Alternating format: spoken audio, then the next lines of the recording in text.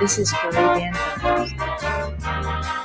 Sometimes I sit and wonder, do black people remember the message of dignity we got in 1970? Because that revolution changed the whole Caribbean. In every town and village, black people got the message. The message showed us the beauty of blackness. Yet some women still in them white stupidness, pressing up their hair, rouge and lipstick to waste, turning their eyebrows out of place. Oh yes, when you see these girls, you must smile, don't you fret. Their values are upset, they ain't get the message as yet.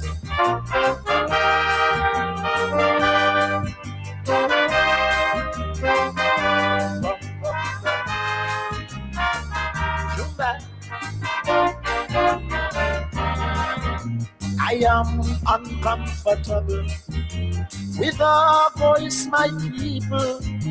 How long shall we continue to bathe in them white value? Some men are prepared to die, wearing English coat and tie. Tchaikovsky, some men prefer, rather than their Lord Kitchener. Some still like to work underneath a white cross. Some value their English knighthood and gold cross. Some feel proud when they marry a white lady. Some think Rastafarians nasty, nasty.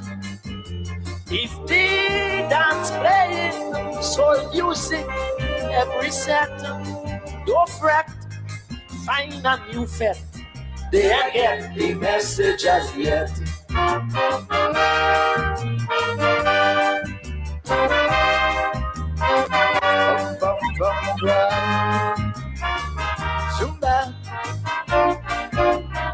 This is Caribbean Vibes. We learned from the revolution, foreign things must come second. Yet some people still prefer hot dogs and hamburger or music festival. Imagine it's still piano and violin. Teachers still teaching Shakespeare. Why not poems of Lord Superior?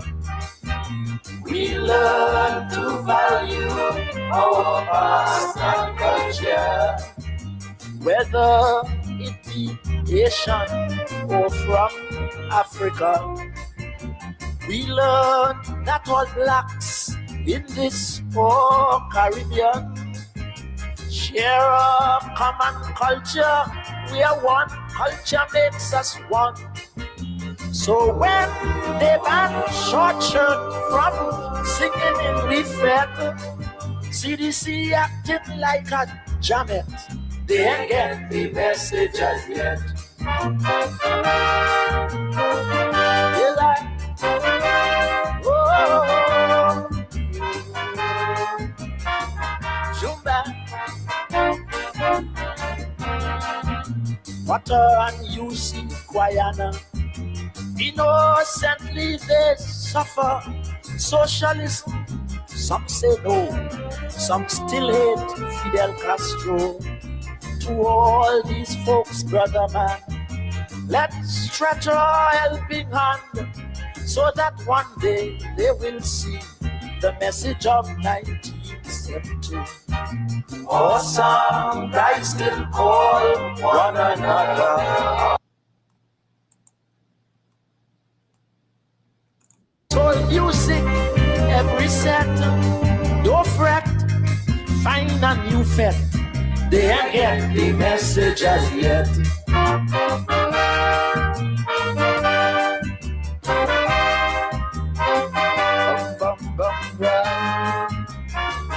Zumba. This is Caribbean We vibes. learned from the revolution. Foreign things must come second. Yet some people still prefer hot dogs and hamburger or music festival. Imagine it's still piano and violin. Teachers still teaching Shakespeare. Why not poems of Lord Superior? We learn to value our past and culture, whether it be Asian or from Africa. We learn that all blacks in this poor Caribbean share a common culture. We are one, culture makes us one. So when they ban short shirt from singing in Refet, CDC acting like a jamet, they ain't get the message as yet. They like, oh, Jumba, Water and UC Guyana. Innocently they suffer socialism. Some say no, some still hate Fidel Castro. To all these folks, brother man, let's stretch our helping hand so that one day they will see the message of 1970. Awesome guys still call one another ugly. Some bow to the queen as if she might lead. Some of our leaders in the Caribbean on black thinkers, they put a ban, they can't land. To them, Ranger, Weeks, and Rodney is a threat. Their actions I regret. They ain't get the message as yet.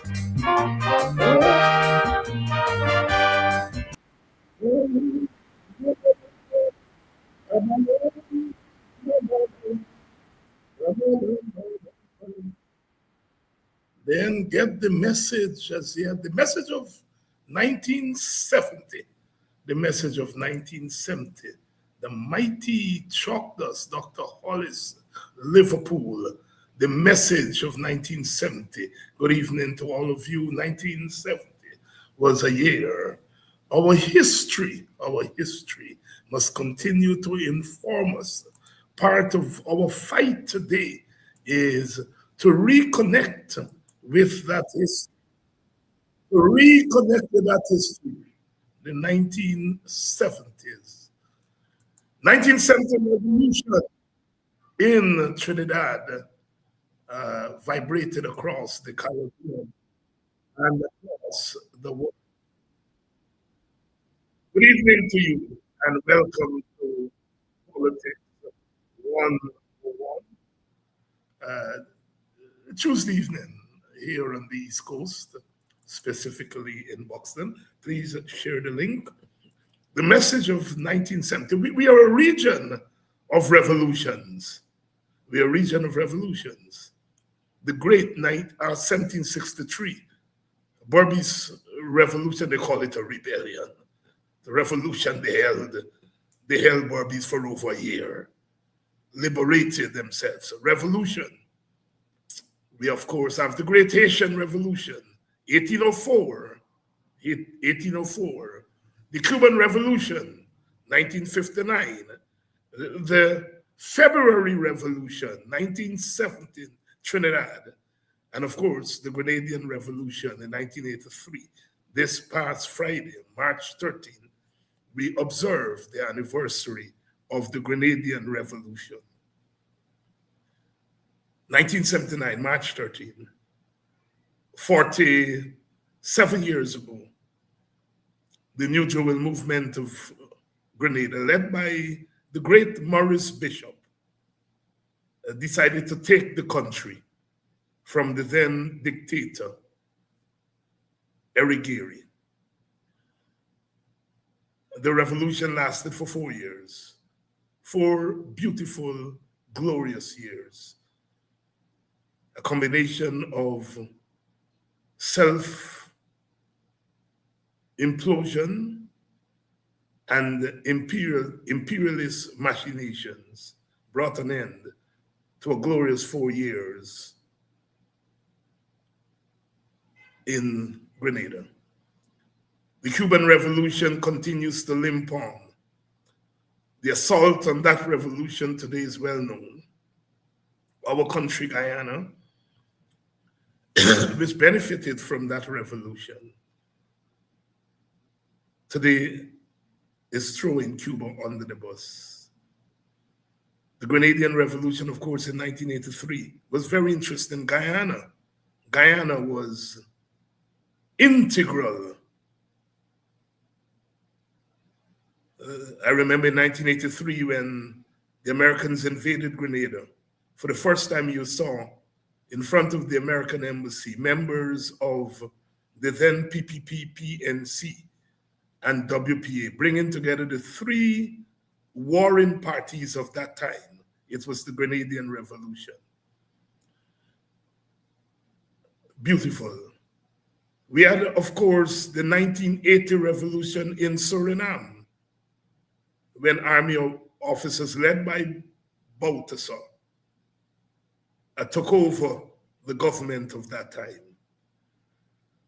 We had a revolution in Dominica in 1979, when the people took to the streets and threw out Patrick John. We had the Nicaraguan Revolution of 1979. We had the Iranian Revolution of 1979. It was the age of revolution. We in the Caribbean are a people of revolution. Revolution means, as I keep saying here, going to the root, the root, the root, the root. Not settling for cosmetic changes, but uprooting the causes of our suffering. We thank the ancestors, we thank God for being part of this Caribbean that has shown the world what revolution is. Chalked us there, the message of 70, the 1970 revolution, when students at the University of the West Indies in Trinidad, having heard that Caribbean students in Canada found the white professor cheating and discriminating against Black students, and they took over the computer room at the university. Chetty Jagan Jr. was in that group. Joey Jagan was in that group of West Indian students. And the students of Trinidad heard they were in the University of the West Indies, and the Canadian ambassador to Trinidad was visiting the university, and the student locked the gate. You're not coming in here until you let our students in Canada go. And that led to marches led by the National Joint Action Committee, NJAC, led by students. The student leader then was Macandal Dagger, the former Geddes Granger, Macandal Dagger. And those marches began, and people began to join the students in those marches.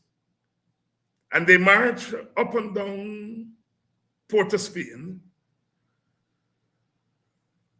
They went into the banks and they demanded that Black people must now work in banks. They went into the churches and said, white Jesus and white Mary must go and be replaced by Black Jesus. Eric Williams was the Prime Minister of Trinidad. He had written Capitalism and Slavery. He had written the history of the West Indies. He had socialized a generation of Black students He had made them conscious of their blackness. But yet here he was in Trinidad, presiding over an independent government that was not moving to empower Black people. Soon the marches move from the city down into the south, where East Indians were in the sugar belt. And some East Indians joined the march. The army then mutinied. And so the mutiny in the army and the students on the road brought Trinidad to its knees. American warships and Venezuelan warships were situated off the coast of Trinidad. Eventually, the army leaders were arrested and the Black Power leaders were arrested and they were charged. They were freed of the charges eventually. But that 1970 revolution, the Black Power revolution, is what Charles was talking about there. We are the Caribbean. We are a people of revolution. We must connect with our history. We must know what happened in these places not so long ago. The members of Ascrea marched and went to Burnham's residence. And Burnham promised that he would not turn his back on Black Power.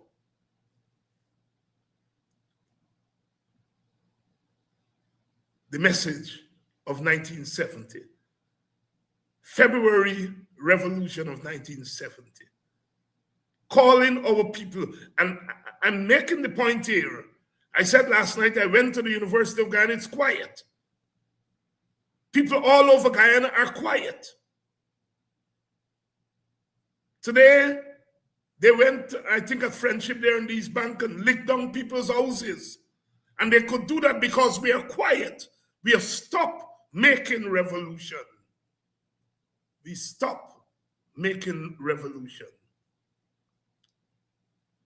Many of us are the children of 1970. We are the children of the 70s. We fought. Some paid with their lives. Others paid with their liberty. We are the children of the revolution. Some of us still fight.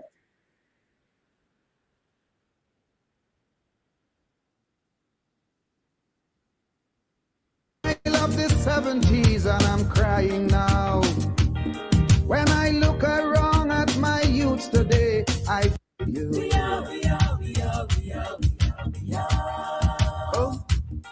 Come. There is a child of the 70s and I'm crying now. When I look around at my youths today, I feel a how. You see, the struggle was never about one battle and stop.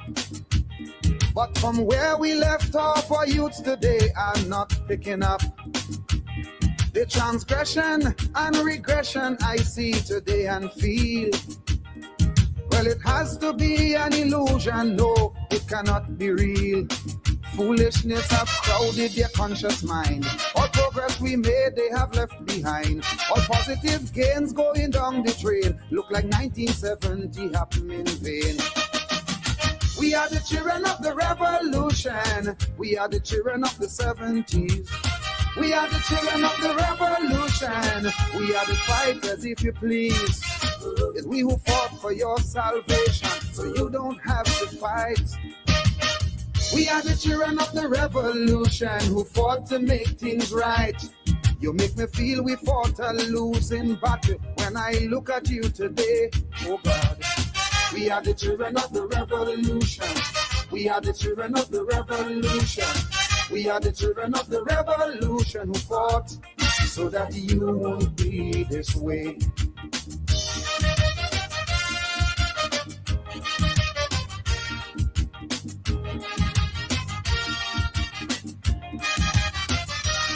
Old dagger is gray and aging now, weak from time but still stands for right. Rafik Shah, your contribution is not forgotten. Nunez haven't given up the fight. Beverly Jones, God rest her soul. Guy Haywood and Brian Jeffers too. These are just some of the people who fought and died. Yes, they give their lives for you. Many more have died, too much to mention. Many more are still around. And then there are those of us who continue to make a contribution in song. We are the children of the revolution. We are the children of the 70s. We are the children of the revolution. We are the fighters, if you please. It's we who fought for your salvation, so you don't have to fight. We are the children of the revolution who fought to make things right. You make me feel we fought a losing battle when I look at you today, my son. We are the children of the revolution. We are the children of the revolution. We are the children of the revolution who fought so that you won't be this way.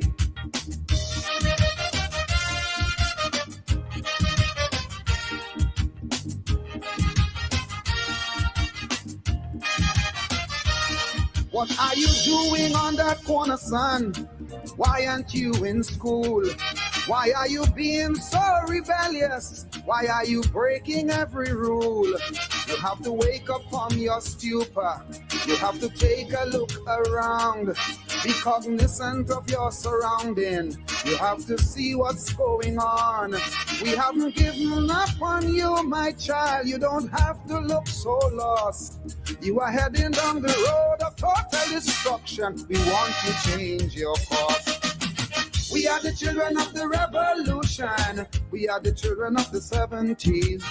We are the children of the revolution. We are the fighters, if you please. It's we who fought for your salvation, so you don't have to fight. We are the children of the revolution who fought to make things right. Don't make me feel we fought a losing battle when I look at you today, my child. We are the children of the revolution. We are the children of the revolution. We are the children of the revolution who fought so that you won't be this way. We are the children of the We are the children of the revolution. We are the children of the Yes. We made revolution in our Caribbean. We made revolution here in our Guyana with the children of the 1970s. After independence, the question was, what kind of Guyana and the Caribbean do we want?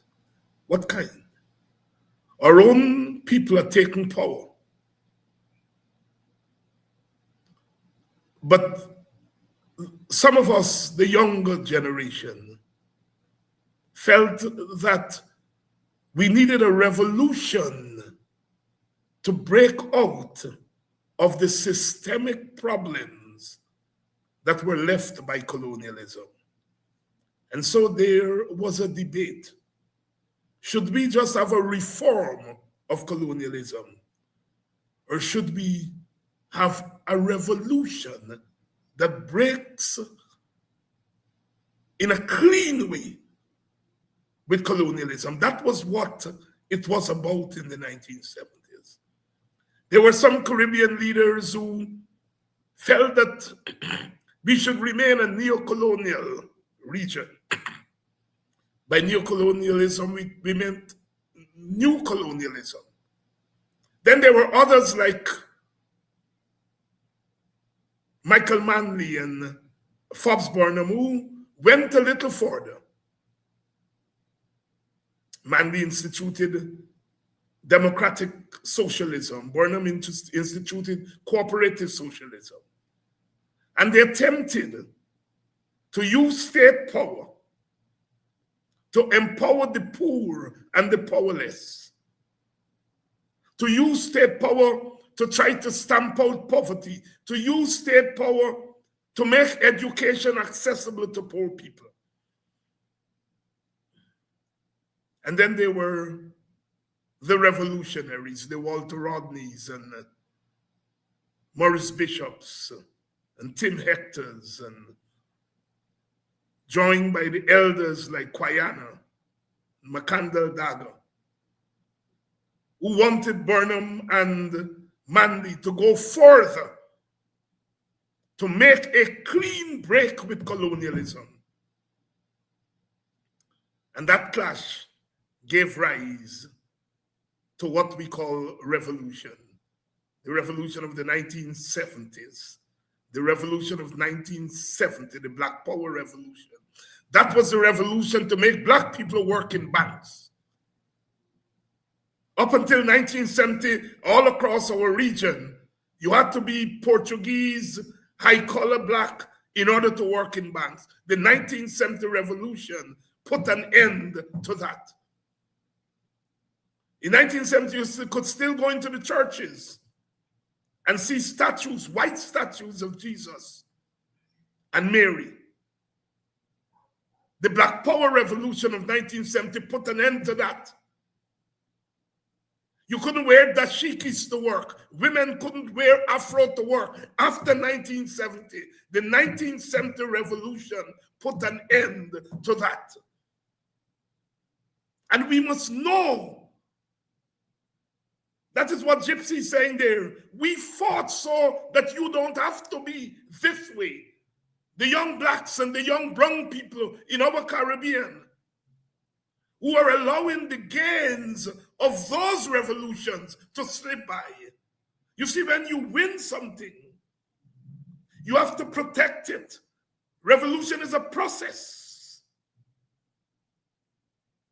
The things we take for granted, we have to fight for them.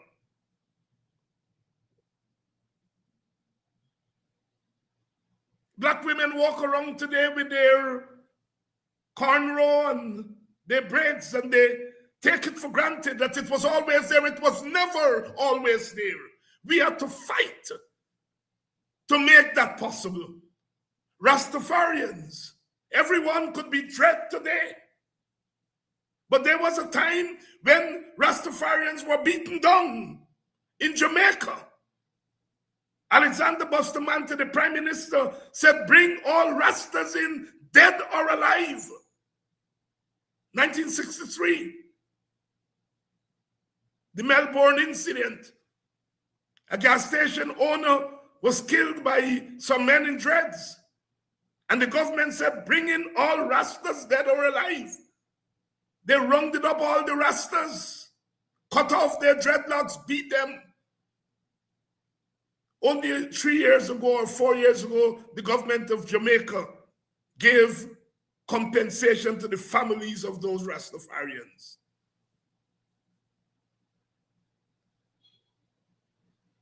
In Dominica, we had the famous Desmond Trotter case. Imprisoned, cut off his locks because he was a Rasta.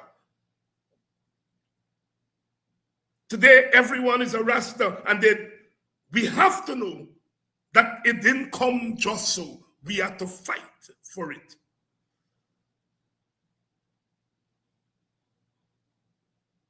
The message of 1970. Chagda said they ain't get the message as yet. We look at our society today. Last night we talked about the condition of Black people. And we're asking, as Gypsy is asking, did we fight in vain? And why there are people who are in charge of this state don't want us to reconnect you to that history.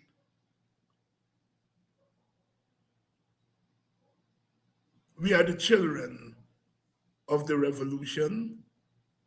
We are the children of 1970. Dr. Rupert Ryan just passed away, a child, an architect of our revolution, the Caribbean Revolution. We fought then, so what? We were hoping that we didn't have to fight today.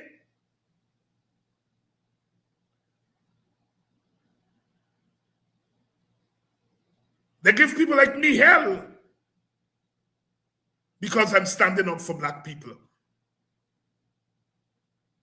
Why do you give me hell for standing up for black people? Because you have a plan to keep black people down. And they've infiltrated the minds of a critical mass of East Indian people who look at people like myself and call me racist. But a day will come in this land when their eyes will be cleaned and they would recognize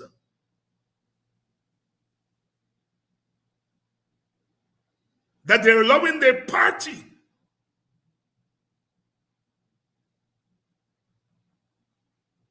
to turn them into people who do not empathize with the other race. One of my comrades said that he went to Berbice, I understand, and met two men who were cussing me nasty. And he asked them, do you know that David Hines went to jail under Burnham? No, we didn't know that. And that is the danger of hiding our history. Because we are creating generations that are developing thoughts of the country, thoughts of their fellow countrymen and women, thoughts of leaders in a vacuum.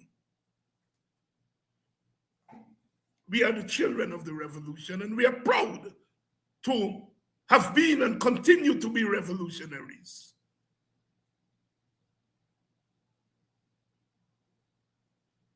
We need revolution in Guyana today.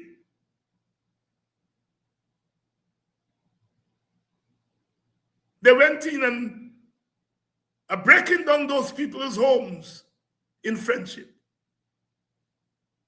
And I'm tired of it, because at the end of the day, those people in Friendship and other people will have to stop it. They got away with breaking down the homes of the people at Moko and Hillfoot and in Mackenzie. And now they go to Friendship. Don't you all see that?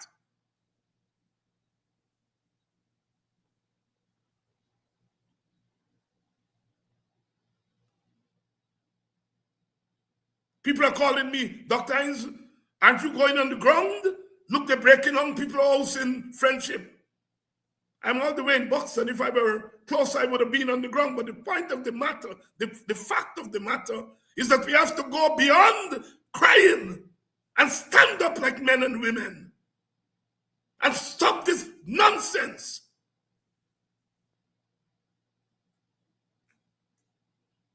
Black people have gotten too soft.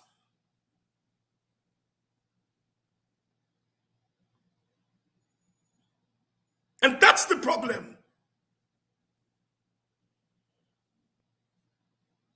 I saw men today, men who get up and go to work, who take their meager earnings and build a building, and you're mowing it down.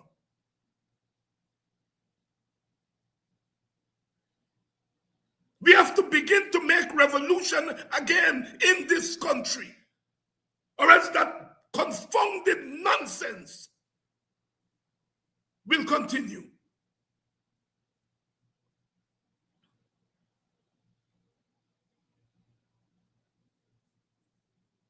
We are the children of the revolution. We didn't have cash grants in 1970. Nobody could come to us and give us a little stupid contract and muzzle us.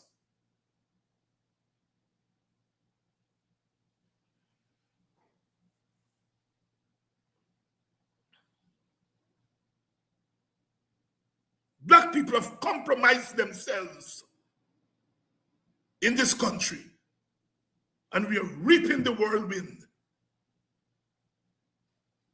We are the children of the revolution.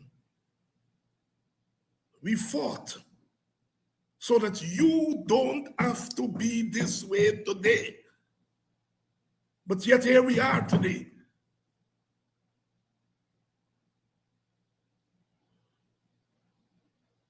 We don't make revolution no more. We think it's a dirty word. We're not thinking about the collective.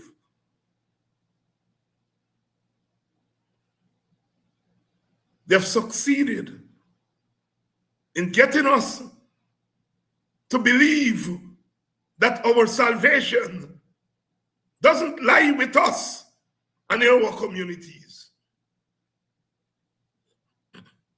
We are the children of the revolution who fought so that you don't have to be this way today.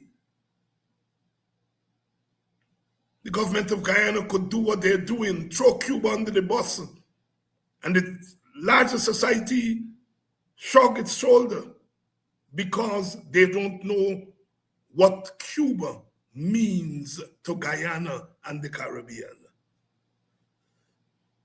Because we don't teach them. Why do they not want me to teach?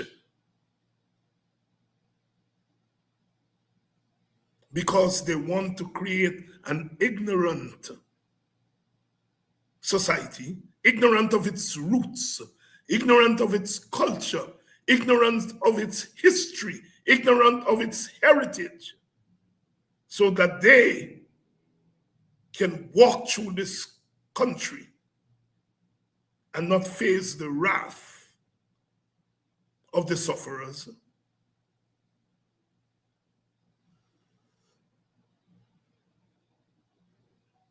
In 2025, they got us to call one of our brother leader, I don't like you, you're too black.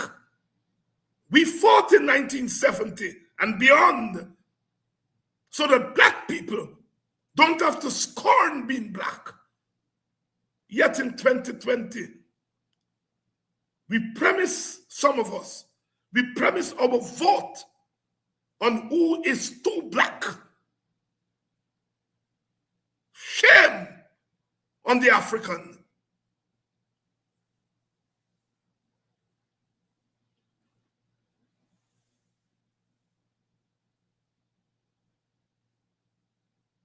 There's no excuse for it. There are explanations. I don't think we can blame people, most of the people, especially the younger ones. But there's some older ones who encouraged it. There's some older ones who were part of it. And the mess is now left for us to clean up.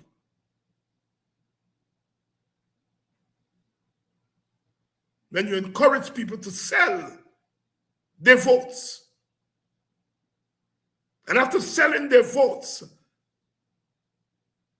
we create a mess.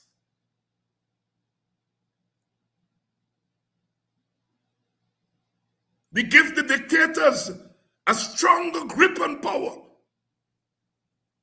The people who we now turn to are weakened. We are the children of the revolution. Some of us are still standing.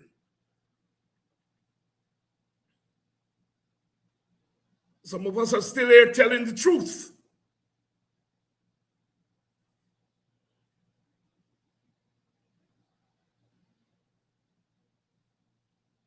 They're messing up all the races, messing up Amerindians, messing up black people, messing up East Indians. When an East Indian cannot distinguish between someone who is advocating for racial equality and confusing that to mean that somebody's racist, it's a bad place. And a critical mass of our East Indian brethren and sisters are allowing themselves to be swallowed up by that nonsense.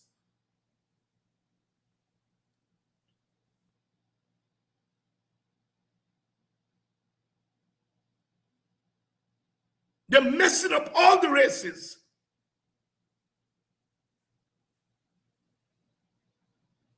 I am standing on the side of black people. That's the only group that I have permission to advocate for. Can't go and advocate farmer Indians. I can lend solidarity. I can't go and advocate for East Indians. I can lend solidarity. But they're screwing up the country.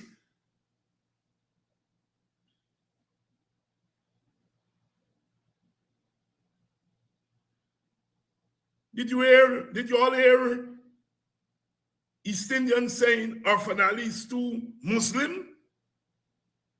Or our Fanali is too black? He black just like Aubrey Norton. But did you all hear Indians say he's too black? And where black people got off with that nonsense. And worst of all, use that to determine the vote.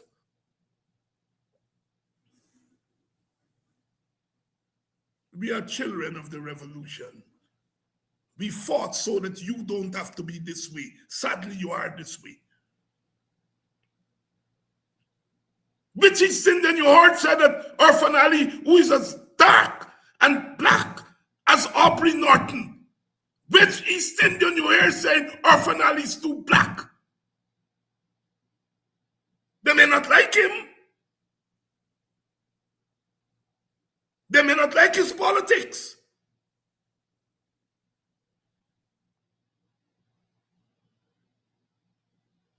Black man, black woman, you all have dealt yourself an almost fatal blow.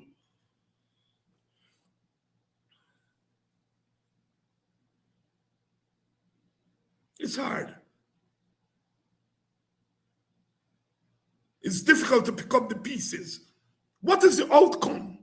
The outcome, after all that anti-black rhetoric against Norton, what is the outcome? A stronger PPP that is now moving into the black community and licking down the homes of people blacker than Norton.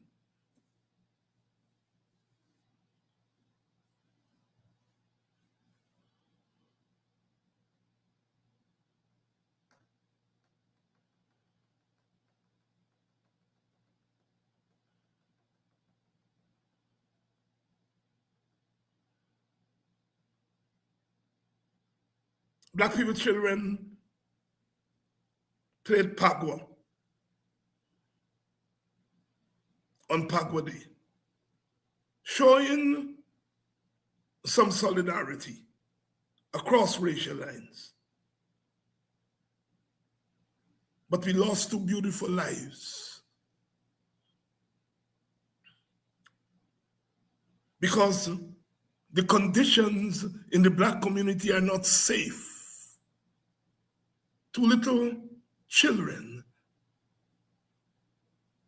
lost their lives. In other communities,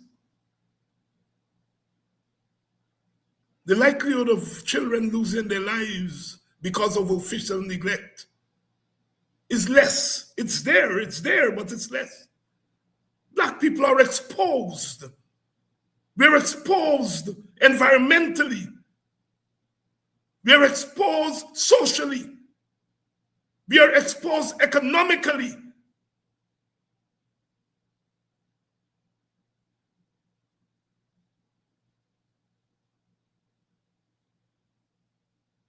We are the children of the revolution, and we are here to sound that bell. I can tell you now, the conditions of black people and poor people are not going to change by chat. It's going to be changed by organization and mobilization and revolution.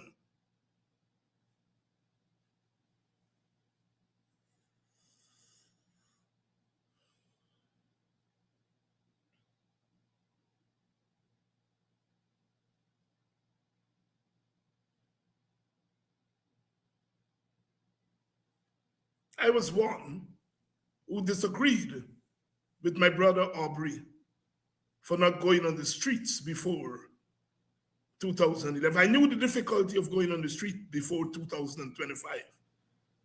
I knew the difficulty. I'm aware of the difficulties, the risks of going on the streets, the infiltration, the fact that the government is ready to shoot down people. But I felt that we could have, at least in a limited way, take to the road. And some people berated us for that, withheld their votes from us. And I ask today, who is on the streets? Is Mohammed and Win, are they on the streets? No.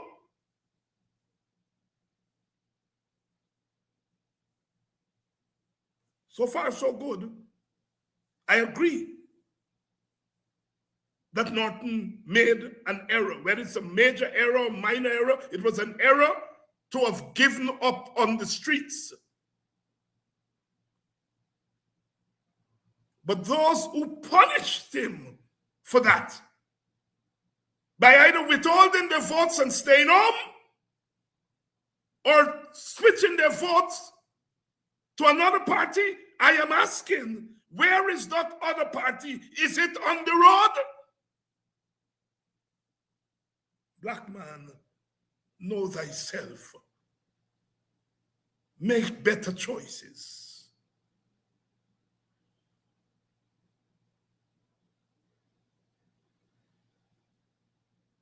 We are the children of the revolution. We are the revolutionaries. All of us must expose corruption. All of us. It has taken root. But a revolution cannot be confined to standing in front of big houses and saying this is what corruption looks like. That is not revolution. What are we doing about that?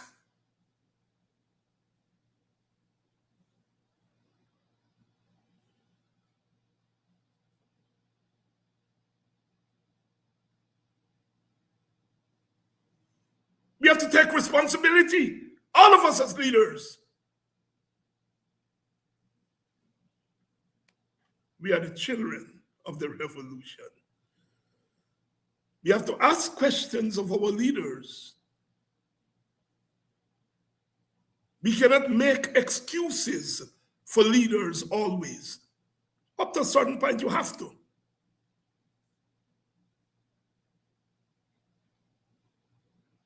I have sympathy for any leader who is being taken advantage of. I know what it is to be in a jail cell for 3 years and 3 months because of my conviction. I know what it is. And so I'm in solidarity with any leader, black, brown, or pink, that is a victim of state harassment and state force. And in that regard, I stand with the Mohammeds, insofar as they're victims of state aggression. I stand with them. Man shall not live by bread alone. We will not be free. We will not be freed by sympathy. We will be freed by determined action by people. Mobilize our people.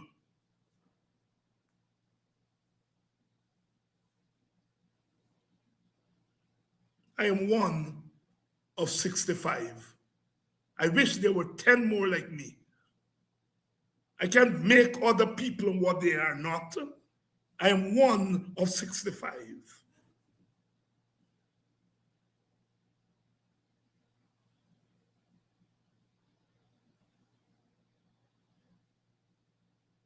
Ask questions.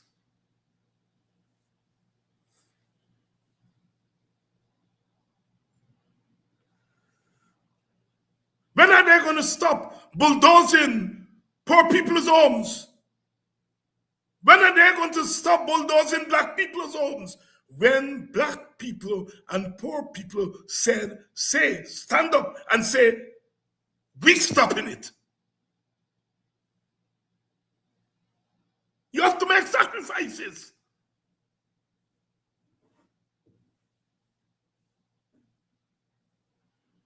When we stood up, we were prepared to go to jail. We are prepared to die for the revolution. You cannot have revolution if you're not prepared to pay, to sacrifice.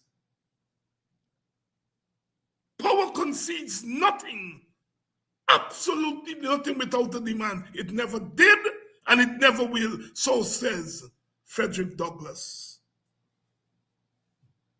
Do you think this government is going to concede an inch to the opposition?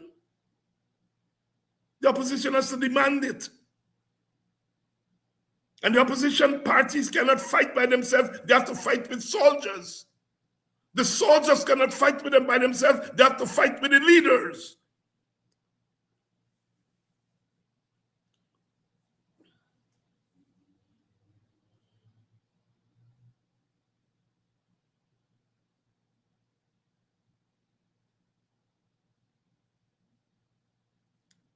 We have gotten to the point in this country where it's a tragedy. We have become a tragedy for a country. A tragedy. We're probably the only country in the world where people take blows every day and know they're taking blows and do nothing about it. In fact, we lick down ourselves.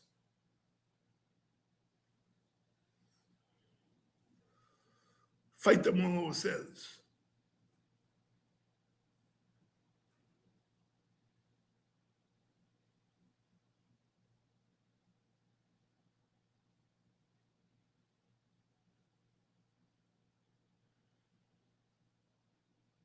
We have to decide which direction we're going in. We have to decide which direction we want to go. Do we want to go back to the plantation? Do we want to go back to the barrack yard? Do we want to go back to the nigger yard of yesterday, to quote my brother Martin Carter? Why do they not want me and people like me to speak to black people and to say, get off your butts and demand what belongs to you in this country? Why do they not want that? Why some black people are scared to do that, or to associate with people who are saying, get up, stand up, and demand your rights? Don't wait until they come with a bulldozer and bulldoze over people's homes, and then we cry and we shout and we plead. Stop it, stop it, stop it before it starts.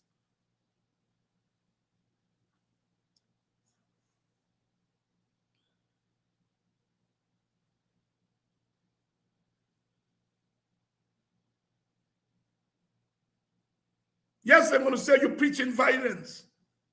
They can come and search my house. I don't have a gun. I don't have bullets.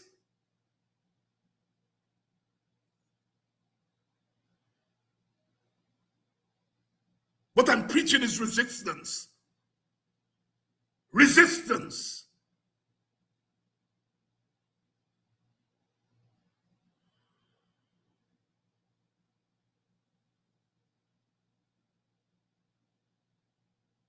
We've got to decide.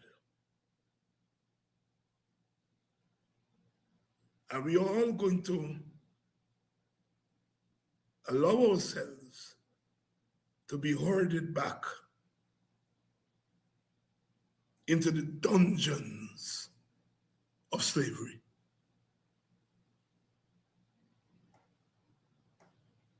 So many people contact me on a daily basis. Some making suggestions to me, some pledging support to me.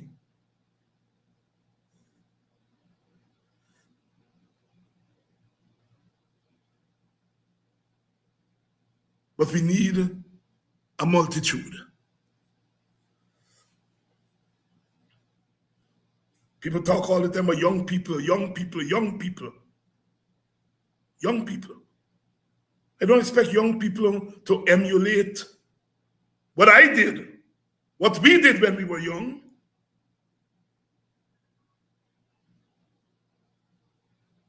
When I entered the gates of Camp Street Jail, I was not yet 21.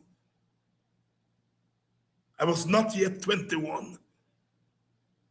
When Walter Rodney was brutally murdered, he was just 38. Don't tell me about youth.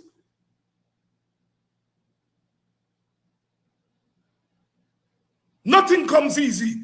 You have to put your belly out there, whether you're a youth, an elder, or what have you.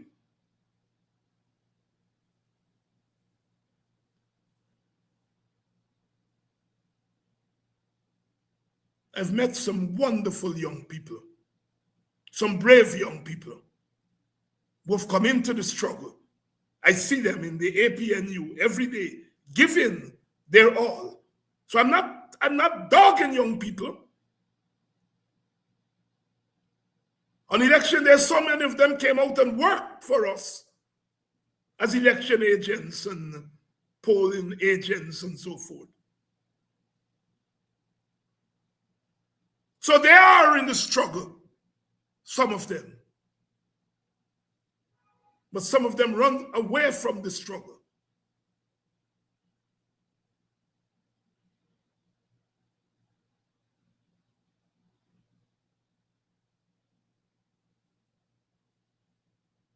You have to want to make sacrifices for what you believe in. That is ultimately what struggle is about. I never made a cent out of the revolution. Many of us are still poor because we were busy in the struggle.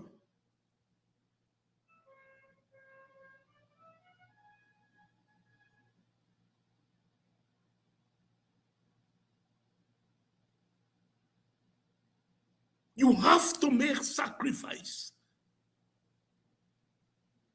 or else there will be no progress. You have to take risks.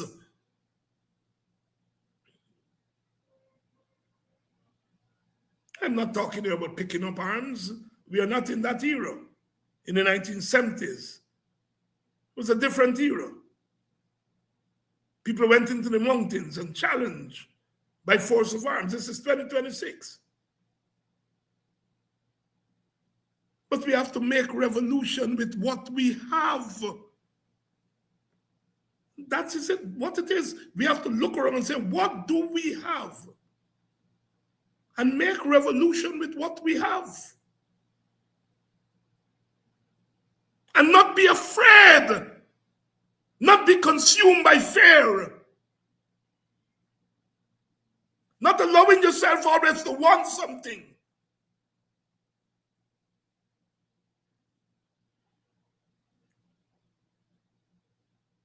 Not when the state gives you what is due to you. You say, thanks, Massa.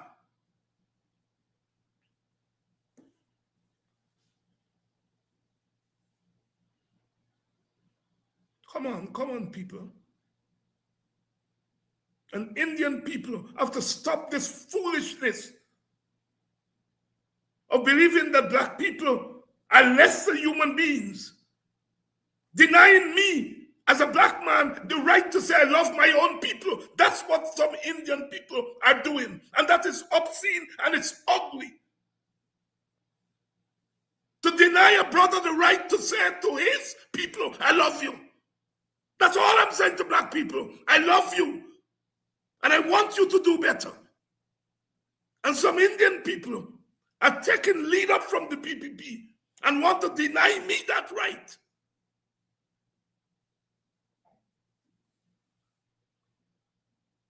I do not deny an Indian the right of saying he loves his people. or she loves her people. I want Indian people to love their people. I want Amerindian people to love their people. I want Indian leaders to love their people. I want Amerindian people to love their people. And they do. But I encourage Indian people to deny people like me that right. That I must hide. That black leaders must hide to say, I love you. Black is beautiful. And when you choose like me, like Brother Takumo Ogunse, like Vincent Alexander, like Rickford Burke, like Mark Benchop, and so many others, when you choose not to hide, to hug up your people, Indian people call you racist. You say, well, what's racist? Man, you only for one people. Shut the hell up. I am for all people. But I want to do so hugging up my people. How the hell am I for one people? When I went to jail, championing the Indian cause, going against my own and leadership that looks like me. Where were you?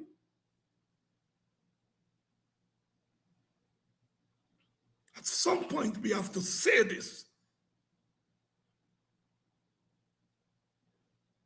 And then you have some black people, David, you must have a class. What kind of class? I went to school, I know what is class. I was in the struggle, I know what is class. And I know when to preach class and when to preach race. When you go into a black community and licking down people homes, you're licking it down because of class. You're licking them down because you know they're black people. You dare not go into an Indian area, working class or upper class, and lick down their homes. Dare not do it.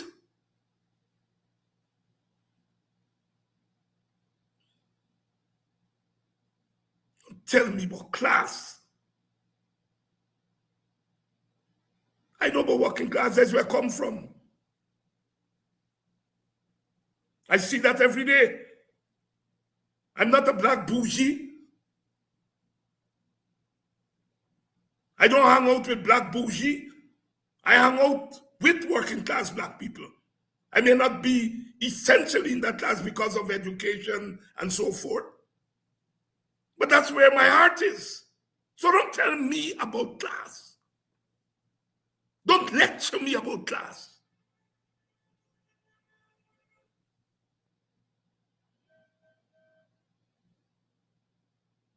The fact is, I am not hiding to hug up my people. I'm not hiding to say black is beautiful. Because I'm not satisfying the cynics.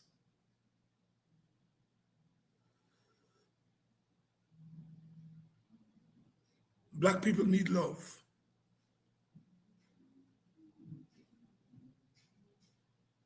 Black people need solidarity. Black people need lifting up. All races need love. All races need solidarity. All races need lifting up. But an Indian leader doesn't have to hide to love Indian people. An Amerindian leader, thank God, doesn't have to hide anymore to lift up Amerindian people. Why must black leaders make excuses? They say something black and they say, but other races.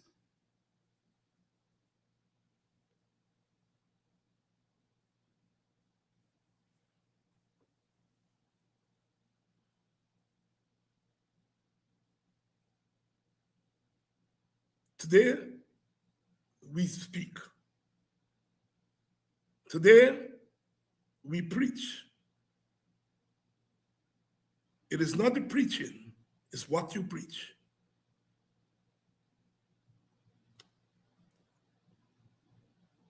The amount of money that is flowing in this society is enough to wipe poverty from the face of this country. Is enough that each Guyanese family can live a normal life. It's enough.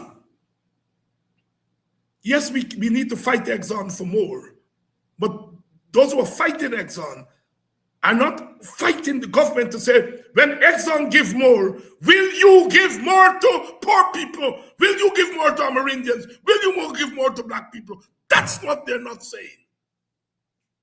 Exxon, well, I'm good with that. But when Exxon give it to us, are you saying to the government, you're going to take the more from Exxon and give more to poor people?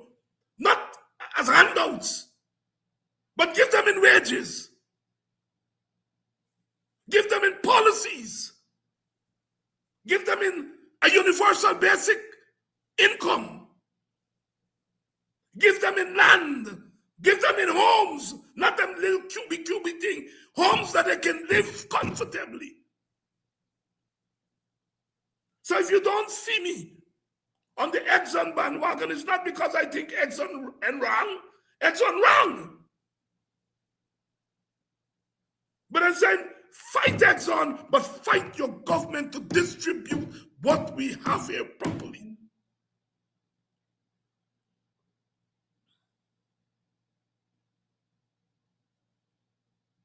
I have made the calculation.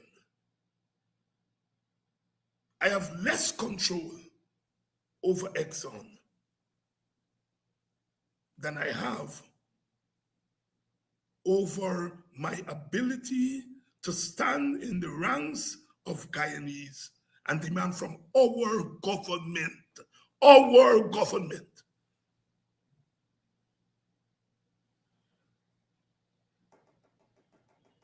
If I can't demand from our government, how am I going to demand from Exxon?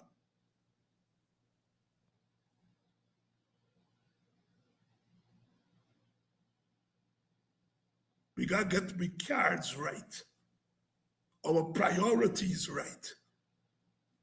If we can fight Exxon, we can fight racism in Guyana. If we can fight Exxon, we can fight class oppression in Guyana. If we can fight Exxon, we can fight corruption in Guyana. If we can fight Exxon, we can fight poverty in Guyana. Talk to me.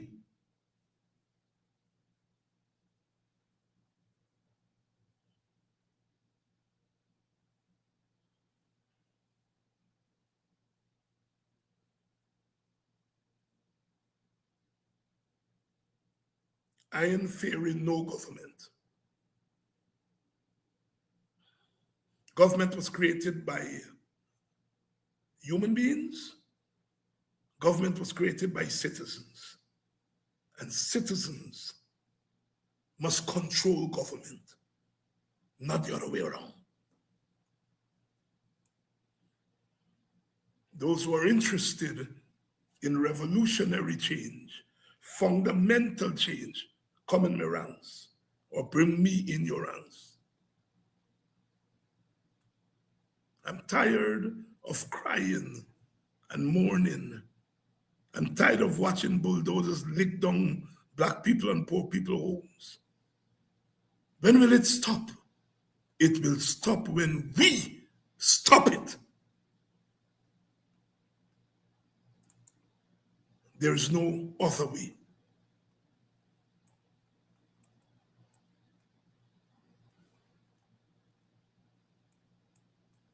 No other way.